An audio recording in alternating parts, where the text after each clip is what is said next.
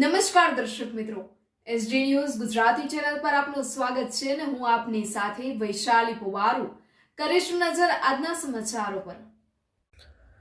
ઉનાથી વેરાવળમાં નવી ચોપાટી ખાતે LED high master ટાવરનું લોકાર્પણ કરતા કલેક્ટર શ્રી દિગ્વિજયસિંહ જાડેજા।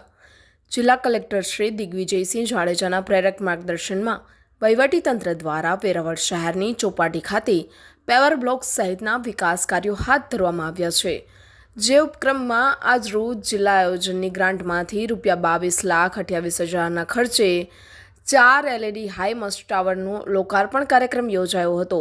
જિલ્લા કલેક્ટર શ્રી દિગ્વિજયસિંહ જાડેજાના અધ્યક્ષ સ્થાને તથા ભાવનગર કમિશનર શ્રી BM સોલંકીની પ્રેરક ઉપસ્થિતિમાં વેરાવળ શહેરમાં નવી ચોપાટી ખાતે જિલ્લા આયોજનની ગ્રાન્ટમાંથી ₹22,28,000ના ખર્ચે એલઈડી હાઈ મસ્ટર ટાવરના લોકાર્પણનું કાર્ય સંપન્ન કરવામાં આવ્યું હતું।